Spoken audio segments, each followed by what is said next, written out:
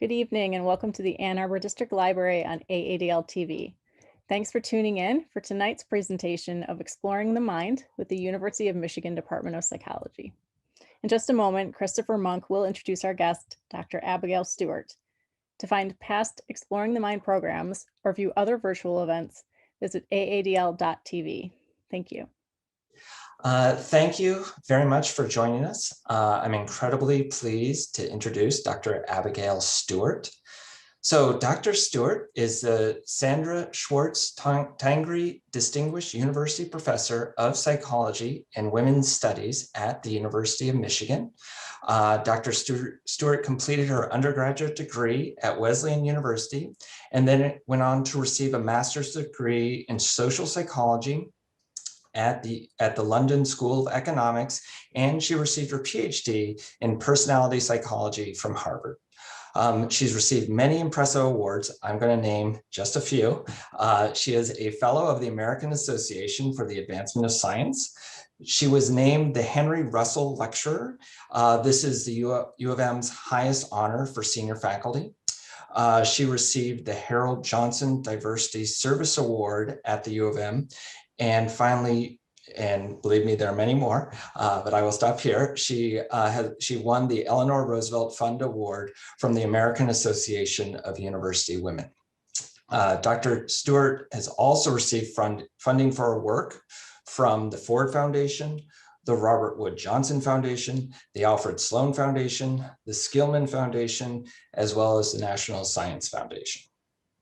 And then also, very importantly, Dr. Stewart has held many vital positions at the U of M, including serving as the Associate Dean for Academic Affairs at the Rackham Graduate School, Associate Dean for Academic Affairs at the College of Literature, Science, and Arts, the Director of Institute for Research on Women and Gender, and Director of the Women's Studies Program. Dr. Stewart's work combines qualitative and quantitative analyses of longitudinal studies of women's lives, studies of personality and political values, as well as attitudes about politics, immigration, as well as activism. Most relevant to today's talk, in 2018, she published a book with Virginia Valian that focused on why higher education has struggled to become truly inclusive and provide some guidance on how, as we design, implement initiatives aimed at realizing that goal of inclusiveness. Dr. Stewart's talk is entitled Creating Inclusive Environments, Universities as Case Studies. Here is Dr. Abby Stewart.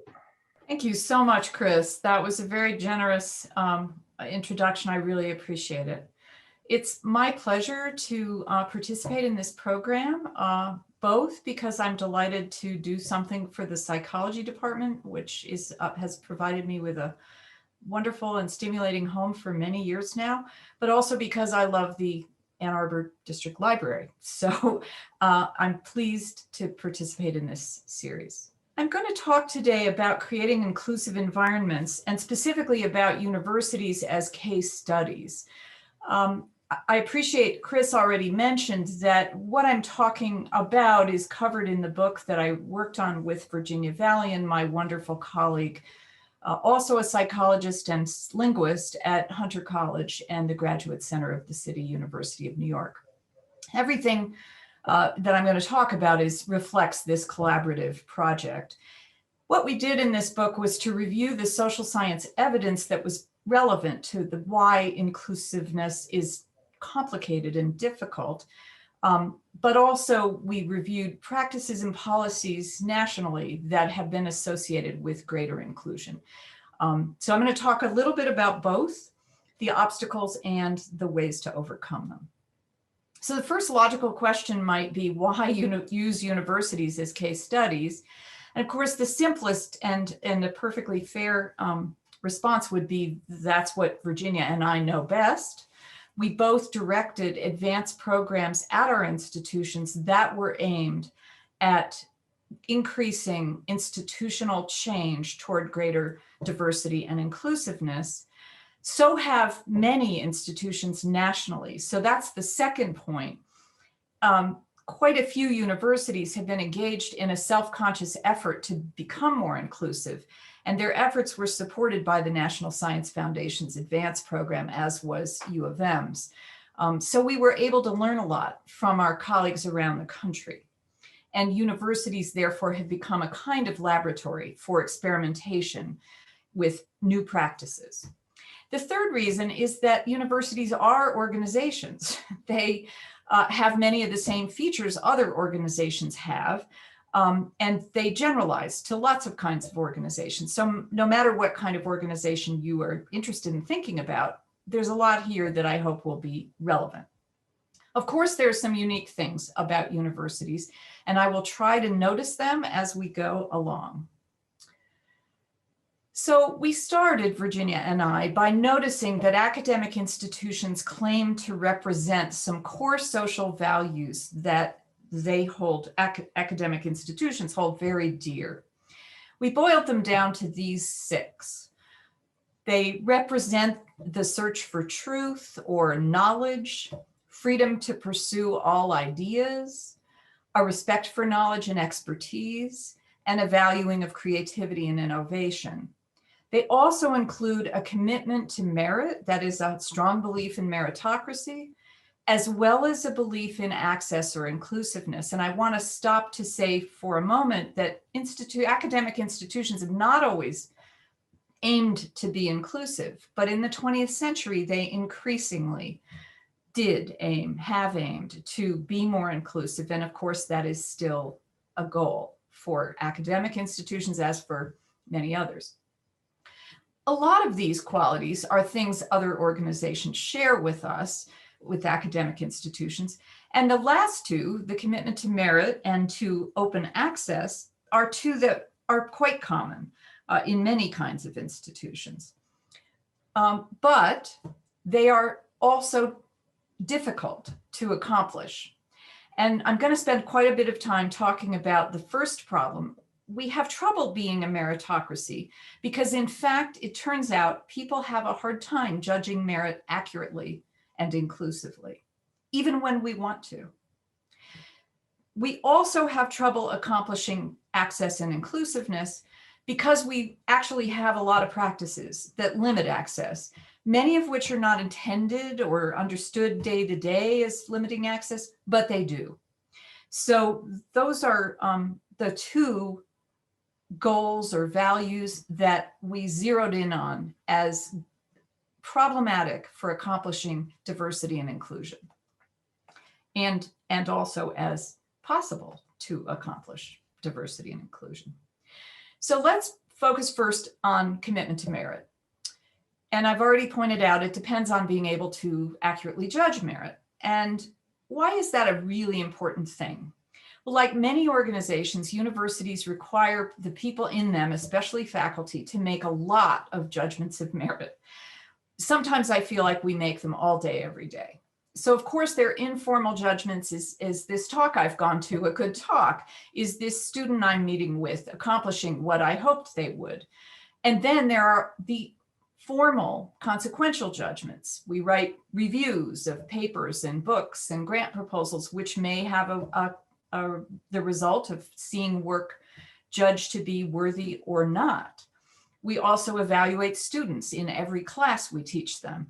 Also more summary ways when we write letters of recommendation to support their next stage. Finally, we also evaluate each other constantly. We do annual reviews of each other. We do tenure and promotion reviews. We are subject to evaluation a lot, and we engage in evaluation of other people. And most of the time, we think we do that fairly and well. So the question is, are we right? And I've already kind of hinted that we aren't. We're not so right. So first of all, most judgments that are consequential include an element of forecast. We're admitting a student to college or to a major or to graduate school and forecasting that they will be capable of the work. When we hire faculty, we're forecasting they will be a good colleague, a productive colleague, and produce excellent research and teaching. Similarly, when we tenure and promote faculty, we're making a bet, a forecast about their academic future. But we know from everyday life that forecasts include a lot of uncertainty. The weather is an obvious example. Earthquakes, maybe depending on the part of the country one is in, another. Elections are hard to forecast and people are often wrong. Athletic competitions, people bet on them for a reason, it's not obvious. And perhaps most surprisingly, we are also poor at forecasting our own feelings. So if I try to forecast how will I feel when I finish this talk, I am quite likely to be wrong in my estimate of how I will feel. So that's what we're thinking about. We're not even good at forecasting our own feelings. There are other threats to the accuracy of our forecasts that psychologists have studied. Perhaps the one they've studied the most is what's called the fundamental attribution error, which certainly makes it sound very grand, but it is a core important reality about our judgments. Whenever we have incomplete information, which is usually, we have a tendency as human beings to attribute outcomes, for example, success and failure, to a person. So for example, if someone wins a swimming match, we tend to think, well, they're a really good swimmer and they did a great job.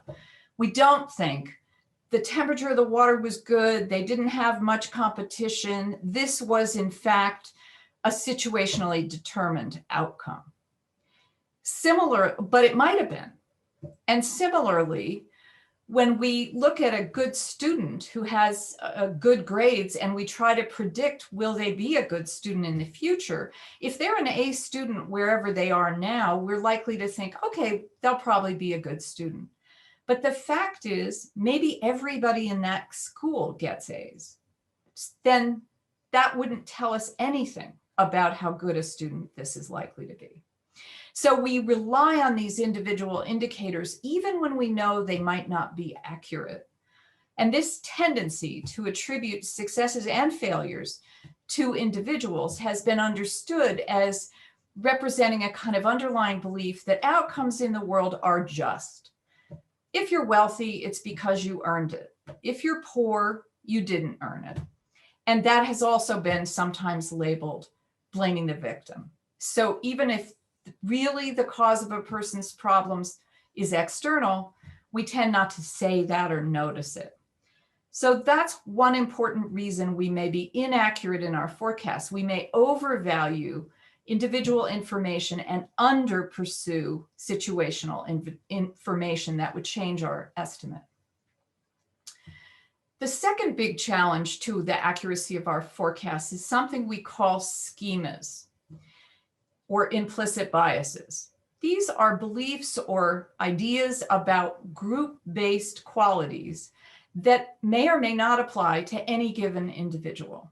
So we may believe that in general, women are generous and kind, but any given woman may or may not be. Similarly, we may believe that in general, men are assertive and decisive, but any given individual man may or may not be. If we rely on group-based schemas for judging individuals, we will inevitably sometimes be wrong, maybe even often. And there's a large quantity of research in psychology, economics, sociology that pits two identical resumes and asks people to judge only one of them, one of whom is named as Joanne and the other is named Jack. They're absolutely identical. And the question is, do they get judged as equally attractive to hire, equally deserving of the same salary, equally likely to get promoted? And lots of research has shown that these group-based schemas, which are the only thing that could account for the differences because it's identical information, those schemas are controlling a real difference. So there are real differences by people's gender, by their race, by their perceived sexual orientation, and their parental status in terms of these questions about hiring, salary, and promotion. There's also research on similar issues with respect to fellowships and grant applications and leadership outcomes. So can we remove the influence of schemas? Can we stop being biased unintentionally? Well, maybe. There are some things that help. So there's a concept of blind review. What if you don't know whether an applicant is male or female, or you don't know what kind of school they went to? Might that help? Yes, it might.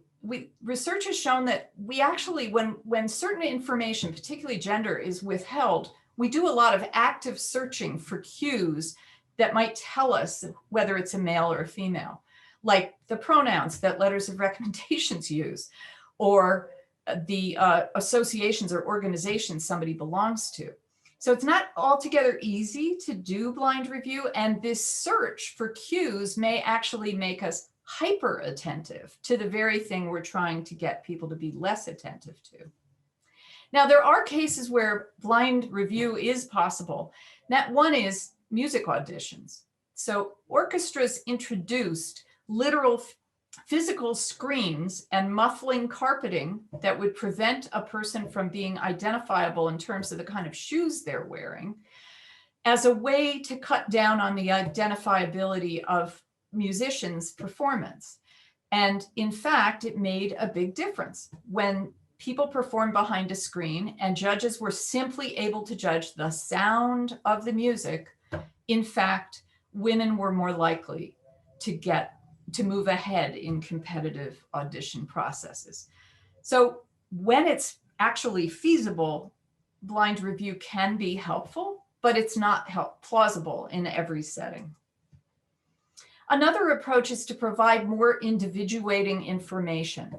So if you know a whole lot about an individual person who, for example, let's say it's a man who's not decisive and assertive, but you know that he's brilliant and produces marvelous research papers, that might make the importance of assertiveness diminish. So we can reduce how much we rely on a schema if there's a lot more information available about the person.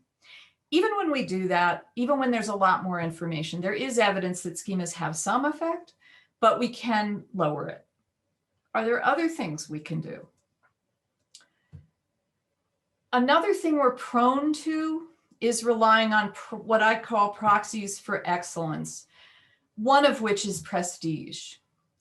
So if I know somebody went to a very fancy institution that's very selective, I'm inclined to then think, well, that person got in there because they were worthy. Now, the corollary is a person who went to a less prestigious institution perhaps is less worthy. Well, that's a problem because there's no information about the individual carried by what institution they went to. A person could be not that worthy who went to a fancy place, and a person could be very worthy who happened to go to a less fancy place. Nevertheless, even though we know that, even though we're rational, in a very disturbing study, papers were resubmitted to a journal changing the institutional prestige of the author's presumed location, and that changed the fate of the paper. So papers that had previously been accepted were rejected, and papers that had been previously rejected were accepted. So that tells us something about how much we rely on proxies for excellence, even when our only job is to evaluate a single piece of work. Another example of the proxy for excellence in the way in which it operates, faculty in the United States very, very rarely end up as professors at institutions that are more prestigious than where they got their PhD. So in this particular study that's described here in 3 fields, history, computer science, and business, 461 different departments were considered, and there were 19,000 faculty in those departments. Around 10% of the faculty at all those institutions were at an institution more prestigious than where their degree came from. So 85 to 90% were from an institution that was as or less prestigious as the one they got their degree from. So that tells you it's powerful. We also tend to rely on another proxy for excellence, which is people who I know and trust, my network. I'm inclined to pay a lot of attention to the opinion of somebody I know and trust, and maybe to pay less attention to the opinion of someone I don't happen to know. We know that networks play an important role in scholarly circles, and this is also true in non-scholarly circles. It's sometimes talked about in terms of homophily, or the notion that we tend to be connected to people who are like us in some way. And our networks reflect those connections. The research has shown that women have more women in their networks and men have more men. So if we have a male-dominated field or a female-dominated field, the individuals in that field are going to know more people like them with respect to gender. And that's going to mean that there's a higher probability that they're trusting the opinions of those people, and therefore perhaps unintentionally biased in who they value, what students or applicants they value. This has been looked at in twice in the evaluation of fellowship applications in terms of the impact of gender in Sweden, not a country known for its oppressive gender relations. In an early study, very disturbingly, the authors found that women applying for a postdoctoral fellowship had to be 2.5 times more productive than a man to apply to receive the same reviewer rating as the average man.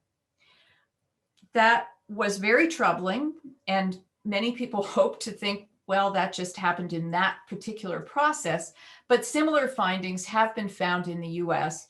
This is not an easy thing to study. Many selection processes are quite secret, but when it's been possible to study it, a very similar pattern has been found. What was much less noticed when this study came out, and it had a big impact, is that there was an equally large impact from what was called a friendship bonus.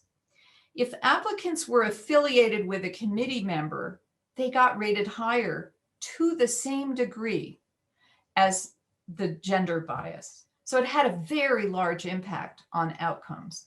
So what does affiliated mean? It meant anything from they actually knew them to they went to the same institution as an undergrad, didn't know each other, but just went to that institution, shared a mentor, shared an institution of graduate education.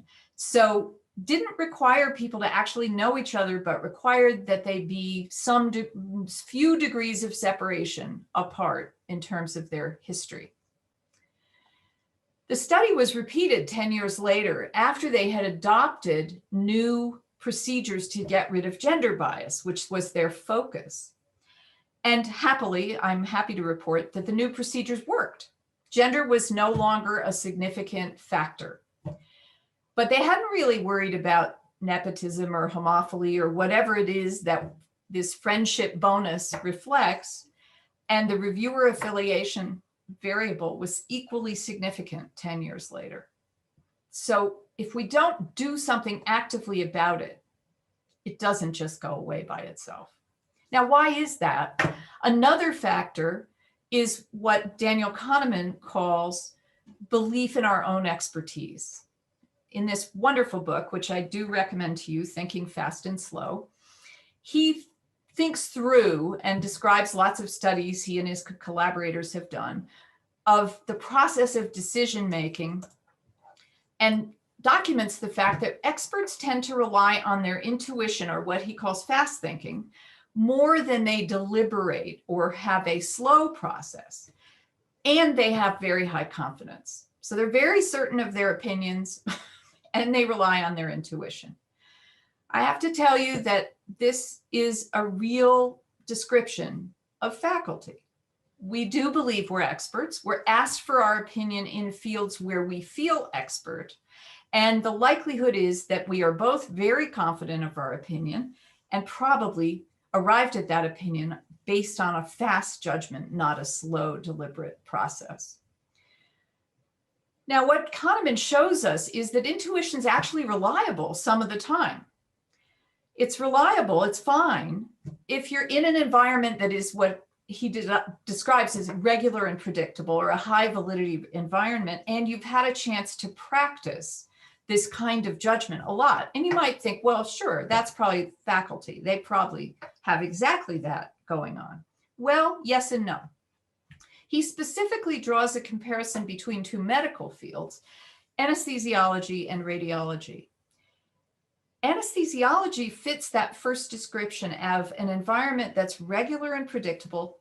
That is, certain medications in a surgery, for example, will have a kind of effect unless they don't, based on what's going on with the patient. The patient body is monitored, and there's lots of feedback to the anesthesiologist about what's going on. How is this working? And the anesthesiologist has a chance to change what they do. So they have lots of practice, lots of experience, and they get lots of feedback. Kahneman compares that to the radiologist, who takes an image, makes a judgment of that image. There is or isn't something worrying going on in that image. And then the process is turned over to somebody else. And that somebody else is going to kind of go down a further diagnostic trail in which the feedback will be slow and may never get to the first person. So Kahneman's point is that when you lack that kind of feedback loop, there is a difficulty in ever challenging or questioning your own intuition or your own fast judgment. Which is not to say radiologists are wrong. It's just to say it's harder to be right. And many faculty decisions are like that. We admit a student into a program, some of them thrive, some of them don't. Do we stop and examine how accurate were we? Where did we go wrong? Under what circumstances? We don't. We move on to making more judgments. So we don't have that kind of environment that Kahneman says allows us to really trust as reliable our fast opinions. What's the implication? The implication is clear, and other cognitive psychologists have made this case. Slow down the thinking. Be more deliberate. Think through, and I'm going to talk more about this in a minute, think through how you're arriving at your opinion. One of the ways that things that is a problem about our confidence is a process that social psychologists call moral licensing. They find that believing you're objective actually makes you less objective. So the people who report that they are very objective and can make an absolutely objective judgment. For example, this is used all the time in jury selection. Do you think you can be an unbiased judge of this person's behavior? The people who say yes to that are more likely subject to moral licensing than the people who say no. If you think you will be objective, in fact, that kind of gives you license not to be. It takes that worry off the table. And in one study, 2 different groups of adult men were asked to answer questions about their objectivity. Most of them said they were above average in it. A separate group was a control group, and they were, again, given a resume, two resumes of a man and a woman. There was no difference in the recommendation in the control condition. So the men did fine. They were actually objective in the control condition, but the men were favored over women in the objectivity condition, the condition where the men had reported, yes, I'm objective. So that's a worry. If when we are most certain, because we've said it out loud, that we're objective, is when we're not. That's something to think about. There's some other things we can do that are internal to think about. We can explicitly recognize uncertainty. We can think about how sure is this evidence? How likely is this prediction I'm making? We can also commit ourselves to thinking actively about the role of the situation, that thing that we often forget about in producing outcomes. So we can think, well, what access to resources did this person have? How likely is it that they're accumulating advantages or disadvantages because of how much access to resources they had in the past. We can also look at our own process of developing opinions. We can notice that we have irrelevant reactions and interpretations of things, that something might put us off and that we should set that aside.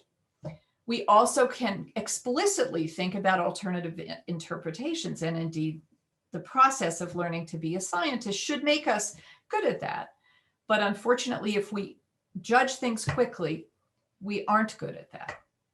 And we can search for relevant, good evidence that will help us decide. Most of all, we can lower our confidence in our judgments, and that will make us more deliberate. We can also impose some external constraints that help us make better judgments. So having a comparative pool that includes a lot of diverse applicants very much helps us make a judgment about people. If everybody in a pool is the same, we're much more likely to produce what's called a halo, a kind of sense that, well, they're good at this, they're probably good at the other things we care about. We can also make sure we have enough information, that we've searched properly through the evidence, and we've avoided evidence that's likely to include bias. What is evidence that's likely to include bias? Well, it's anybody else's judgment we're relying on. So that might include students' evaluations of teachers. There's definitely real information there, but there's also the possibility that those evaluations are affected by group-based schemas. The same thing is true of letters of recommendation. There's been lots of research showing that applicants who appear equally qualified in terms of their credentials are described differently in letters. Males tend to be described more often, very well qualified males tend to be described more often as brilliant, creative, original. Females who are equally well qualified are more often described as dedicated, hardworking, even passionate. But those brilliance words are usually missing. And finally, we can avoid proxies for excellence. Those are all things that we can self-consciously and structure into the judgment process by establishing some situational constraints. So what do I mean by situational constraints? We can establish detailed criteria that are actually observable, that where there's real evidence in the record that we could look at. And we can ask our evaluators to specify what evidence they're using. How are they judging that criterion, high or low? We can try to avoid allowing people, by doing this, by specifying and relying on criteria, we can avoid halos or intuitions or global judgments. Those are frequently used in search and hiring processes where committees are asked to bring in your top 3 candidates. That's fast thinking. That's encouraging people not to rely on specific evidence. So we need to interfere or disrupt that tendency. And we have to be disciplined in our evaluation of criteria across people. So if I require a certain standard of teaching for this person, I have to make sure I'm requiring that same evidence for everybody else. So I have to be equal in my expectations across people. If the judgment process is a group process, there are other things to consider. Having diverse members of a group is associated with more diverse outcomes, and that is not a function of the people who have an identity in common with an underrepresented group making different judgments, causing the group to act differently. The majority group members, they're the ones who behave differently when there's diverse group membership. That's really important. It's also really helpful if judgment processes are given enough time. So asking a group to make a decision in 5 days, reviewing 100 folders, you're going to get fast thinking. There's no alternative. So having enough time available is important. And finally, having an explicit process for correcting inaccuracies is also important. What I mean by that is it has to be possible when someone asserts something to say, wait a minute, I didn't see that in the record. What are you talking about? So that has to not be rude. It has to be invited. Okay, I'm going to shift now to talking a little bit about access, because access is the critical precondition for inclusion. So access requires fair judgment, and it's a critical precondition for inclusion. So it's a very important aspect of what we're talking about. Now, structural issues, and I'm talking here about social structures and organizational structures, affect who applies and who has access. So we can understand this, for example, if we are a very expensive institution, then the people who apply to go to us are likely to be people with more financial resources, unless we offer lots of information about ways that it is affordable, so that people whose instinct would be, well, this is not an institution for me, will be to at least consider it. So having plenty of information about how the institution is open to access, it is critical. In addition, different individuals may have different levels of preparation or information about what the process is like. Sometimes people have access to mentors who can tell them, well, here's what it's going to be like where you're going to go have a job interview. Other times people have no one to ask and no background knowledge of how that institution might operate. So if the institution makes it our job to put out that information, here's what will happen when you come or when you apply. Please be sure you cover these issues. And there are these culturally shared schemas that we have about who's talented, who's less talented, and those schemas affect access. So if we think, for example, that women are better at something, some field, and men are better at another field, that's going to affect how likely it is that a female or a male applicant will be viewed favorably, at least at the outset. So the first thing we have to do to foster inclusion is create practices that enhance equal access. One of those is proactive recruitment, which I've already kind of indicated. That's where we reach out to people who may think they don't belong, wouldn't be appropriate, who we really want to consider. We also need to develop fuller information and distribute it really carefully and widely for both admissions and applications for positions. We need to educate our faculty and in other organizations, whoever the decision makers are, about the importance of adopting careful practices to enhance fair judgment.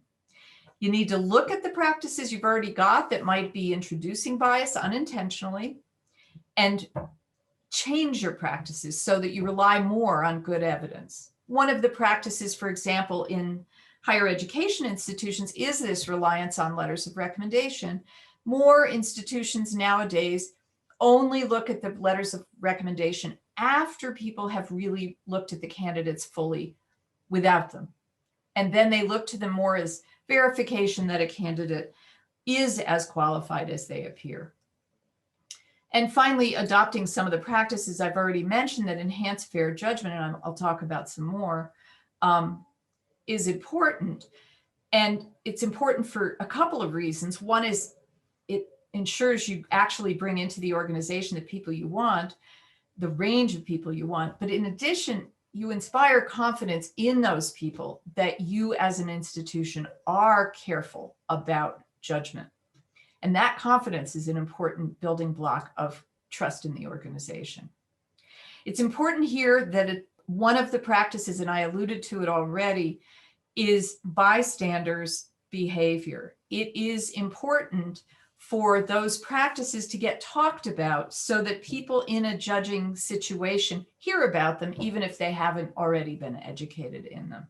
So feeling empowered to actually express, I know this is supposed to be a best practice, helps other people learn about why that's a best practice, or that it is. Okay, more directly, how do we foster inclusion? Well, there's some very important other things. One of them is, once you're in an institution, you're still vulnerable to other people's expectations. they may expect the world of you. They may think you're brilliant and be very inclined to see you as successful even before you kind of are. If they don't think that, if they expect that your performance may not be so exceptional or stellar, you may notice that they aren't really responding to you accurately. So this happens when, for example, people report that, gee, I got a paper published in an important journal in my field and nobody did anything about it. This other person published in that journal, and there was a department-wide email pointing it out. So I'm positive people are not intentionally doing that, but some of the time implicit biases lead us to circulate knowledge and praise based on implicit biases rather than on actual earned excellence. And that's obviously a strong message of exclusion, not inclusion. A second piece of other people's expectations is the way they give feedback. If they have low expectations for you, they might well say, gee, great paper. Glad you wrote it. And I learned a lot from it. There are some things you could improve, but really it's fine. That is what we call patronizing feedback, because it is not taking seriously that you and I have the same goal, which is to make this paper as good as possible. So the people who've worked in this area have suggested that wiser feedback is feedback that says, gee, I think you're capable of an even better paper. This is a really good paper, but I think you could do more. And here's how. That's feedback a person is more likely to trust and certainly more likely to benefit from. And it's not equal who gets that wiser feedback. And we need to make it equal. A second problem or area is interpersonal comfort. If our comfort level in interacting with someone different from us is low, if we are not comfortable, our interaction is going to be awkward. And there's a lot of research to show that. It's not smooth, it's awkward, it's visibly uncomfortable. And that conveys a message of, you don't belong here because I'm not comfortable with you. So what can we do about that? How do we understand that? Claude Steele, a social psychologist who spent some of his career here, has written a lot about stereotype threat and the fact that it affects both majority group members and minority group members. So underrepresented group members expect that they will be devalued, that their performance will be undervalued compared to how good it is. So for example, if I'm a woman, I may think, well, you're going to assume that I'm not as bright as I am. And I'm going to worry about that. How do I show you that I am brighter than you think? So that is a weight in our interactions. It's a process that I have to be conscious of all the time. Equally, if I'm a member of the dominant group, in this case, I'm white, and I'm interacting with a person of color, I might worry, oh, I don't want this person to think I'm racist. If I'm worrying about that, that's a weight in this conversation that will keep our interaction from being comfortable. So both sides of the interaction process are weighted down by stereotype threats. And what Steele argues, and the evidence is strong, is we need to remove those threats from the environment, or else we can't reach a point where those interactions can be smooth. This is very related to the idea of the sense of belonging. Whenever we're in an organization, we need to feel like we're part of it and we can influence it. People value us. We belong, whether it's the university as a whole, my department, my dorm. We want to belong. That's part of being a social animal. And that sense of belonging can be helped or hurt. And then, of course, I've talked a lot about the capacity for fair judgments.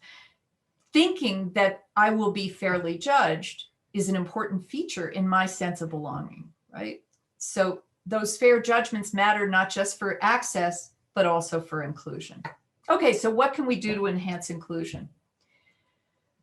We can learn how to do we can learn about implicit biases, first of all, and learn to try to inhibit them, try to overcome them. We can also educate faculty and graduate students on how to give wise feedback and on the danger of patronization. I think this is a very important piece of education that we don't currently pay enough attention to, so that faculty and graduate students are not always alert to the ways their feedback may be actually harmful when it's meant to be helpful. In terms of stereotype threat, one of the big events that has been shown to decrease performance anxiety under these conditions is to normalize anxiety about performance. So if we say, yeah, everybody's anxious about their first class, or everybody's anxious about giving a talk to the in this series, then it's not about me, it's not because I'm a woman, it's just the way this works. So normalizing anxiety helps people feel it's okay, and it's not necessarily because I'm a member of a particular group. How do we reduce stereotype threat about potential criticism of our racism or sexism or homophobia? We can offer more opportunities for performance. So this isn't so high stakes, whether it's performing as in the case of somebody who's trying to prove their excellence, or it's performing in terms of proving they're okay in their attitudes. So having enough occasions is important. So to lower the stakes. The most important thing, though, on this latter point is to create an atmosphere of openness. Some people are calling this calling in rather than calling out. So if I notice that you've said something that feels sexist to me, then I could try to open up a conversation about it by calling you into a dialogue rather than criticizing you. And not only does this matter when I'm doing it with you, it matters when a third party is watching us interact. So noticing that it's not so scary to actually make a mistake and express unintentionally a racist or sexist or homophobic thought, because there's an opportunity to talk about what did you really mean? Why did you say that? Do you really believe that, or was it mindless? Making it possible for people to say or do mindless things and get over them is part of calling in and keeping a group able to interact smoothly. What about the sense of belonging? One of the most powerful things we can do is reduce what are called ambient cues in the environment that you don't belong. So what are those? That's when a woman or a person of color walks into a room in an institution and all the pictures on the wall are of men or white people. That's a cue. This might not be the place for me. So we can just take them down. That's one possibility. Another is to think of what pictures could we put up that would be more diverse. Very often in institutions like Michigan, University of Michigan, that means not having pictures on the wall of the deans in the chairs, department chairs, or the people who've won prizes for the last 100 years, but instead of our students. We have a much more diverse student body, and the pictures of our students will signal belonging to a much broader group of people. So that's increasing the ambient cues. There are lots of different kinds of people belong here, and they're associated with success and they're valued. I mentioned the capacity for fair evaluations. Not only do we have to make good evaluations, we have to make them transparent. We have to make it clear that people have lots of chances to succeed. Those help people who feel excluded believe that there is a chance for them to be included. So there are things we can do, very straightforward things that the research evidence supports to make our institutions actually more inclusive. Okay, let's suppose we do that. Can we make these changes stick, or will they go away after the well-intentioned person who introduces them leaves? Well, I think we can make them stick. We make them stick when we focus on policies and practices rather than on individual generosity or niceness or good judgment. So appointing good leaders is important, but it's not enough. We need policies and practices that survive those leaders. We need to ground those policies and practices in social science evidence, which is what I've tried to talk about today, but we also need to attend to local culture.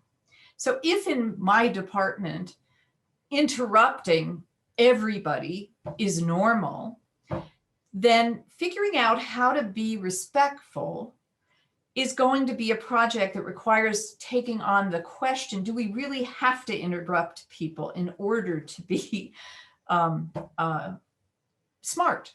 Is that essential? Or is there another way for us to have a very good discussion of something without interruption, without risking interrupting the women more than the men or the people of color more than the white people, both of which have been demonstrated to happen. So you have to figure out how much is this a deep part of the culture, or how much is it easy to fix? And then you need to design policies that address different constituencies' needs. You have to pay attention to how your mentoring programs are going to work based on different constituencies, but there has to be a program that encompasses everyone. And then once you have policies and practices you think will work, you have to provide lots of educational and informational support, lots of explanation of why things work, rather than just saying, do it my way, because I said so. And be content to change what you can, where you can. You don't have to change the entire organization. You can improve life in your unit by adopting some new policies, and it's worth it to do that. Very often, what you do in that one unit becomes a model for others, and it can generalize. So, and even if it doesn't, you've made life for the people in your unit better. That's important. So I want to close by saying it takes a village to create inclusive organizations. It can't be done by the top leadership. I haven't talked so much about why, but it's true. It takes everybody engaging. It just can't be top down. It's helpful if you notice in your everyday life the things that actually decrease meritocracy, that make you rely on the wrong indicators and decrease inclusion. And then you can identify processes that might help. Every organization doesn't have the same problems. So of course, one size never fits all anything. And therefore, there's no textbook that's going to tell you you need to do these 6 things. What you need to do will depend on what the problems are where you are. And then you need to encourage the adoption of inclusive practices more broadly, if you can. Again, change what you can, where you can. But it's important to consider, is there a way I can encourage adoption of inclusive practices more broadly? Because very often people are moving from one organization, part of the organization, to another. If we do these things, there's a high benefit. And the benefit is we increase our chance of living up to our ideals. And doing that gives us the organization we say we want. And that can only be a good thing for us and for everybody else in the organization.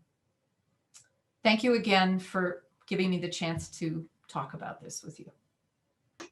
Great. Thank you. Thank you so much, Abby. That was fantastic. That was great. I wish we had give you some virtual applause for you. That was lovely. I have a few questions for you. Sorry, I have a lot of background light coming from the window, so I look like just a shadow at the moment.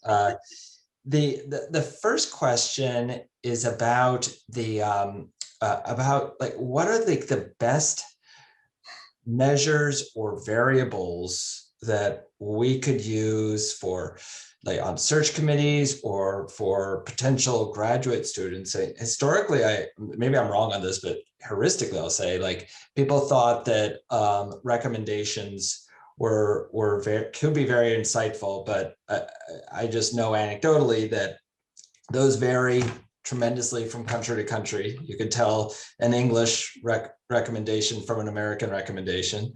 And it varies based on the individual. And I'm sure there are a lot of biases that you pointed out.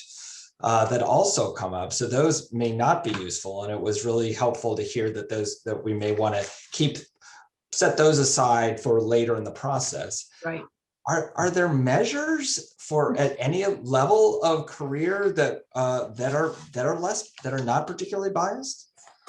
Right. So yes, the best sort of summary statement I can give you is behavior. Behavior is your best measure rather than the behavior of the applicant. So in the case of students, it's not just how did they do in school. You are going to have to try to assess how have they done, because the best predictor of doing well in school is having done well in school, as you know. Mm-hmm. But it's not enough, especially not at the highest levels. So if you're talking, for example, about admission to graduate school, which you brought up, there's a concept that's out there called fire in the belly. Does a person seem to have a passion for understanding a phenomenon or for a domain of knowledge?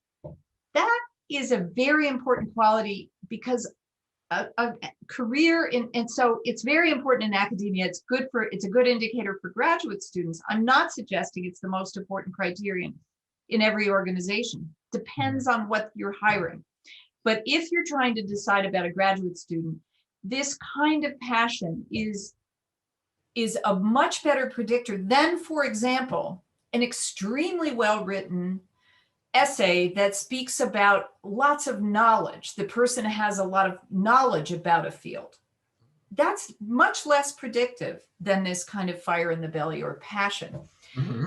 Another kind of indicator that many people point to is, I think badly named, but it's called grit, but the ability to tolerate failure.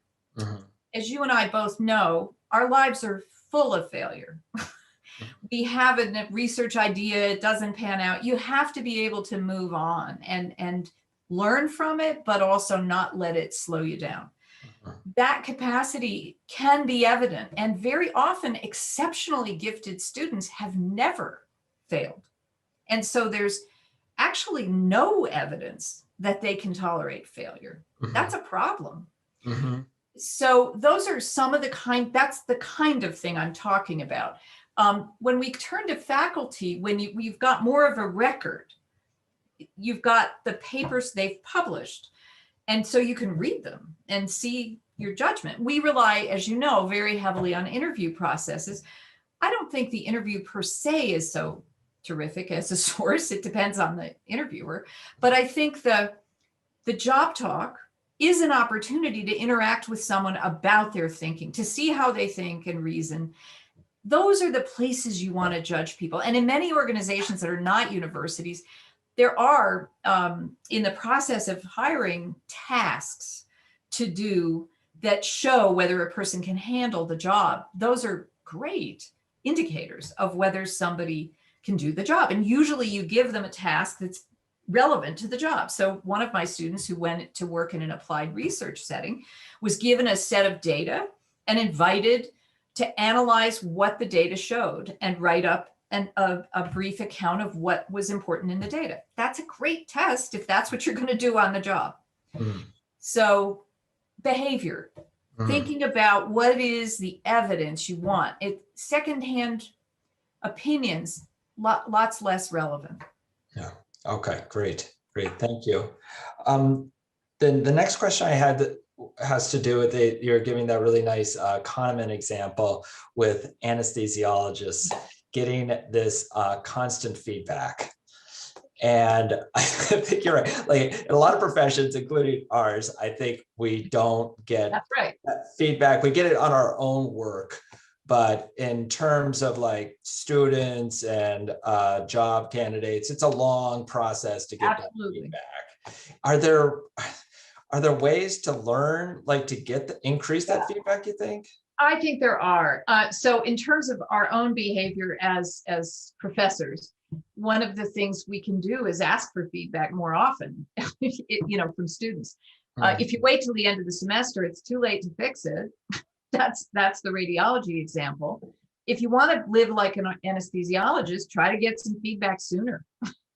And people who use clickers to see if students are understanding, that's one kind of feedback. It's not the only kind, but I think that was it's a good procedure for getting some information about what's going on. Are you with me?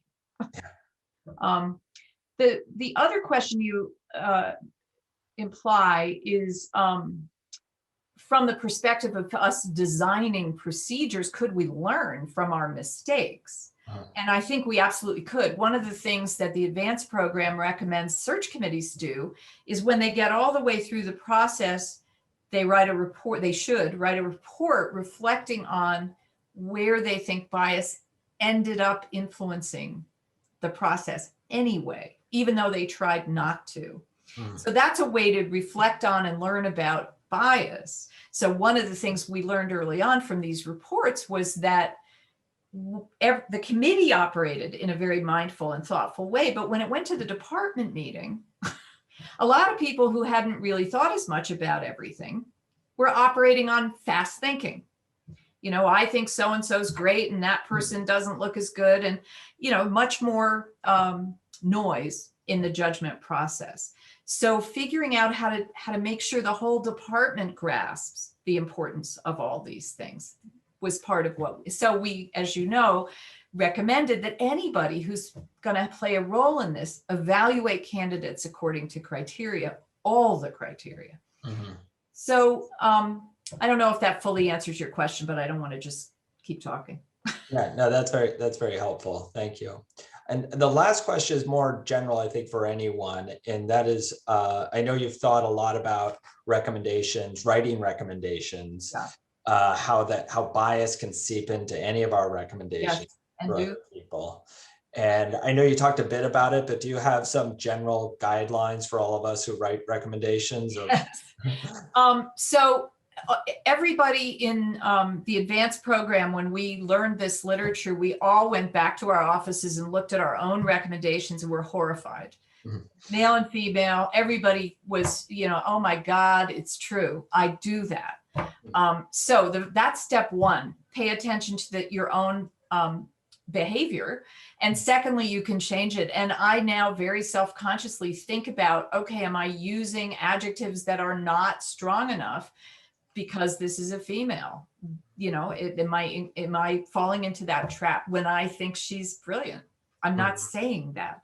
So self-reflection. There is a handout that's actually on the web of the advanced website that is about how to write fairer, more accurate recommendations. I mean, of course, we also risk overstating the qualifications of some people.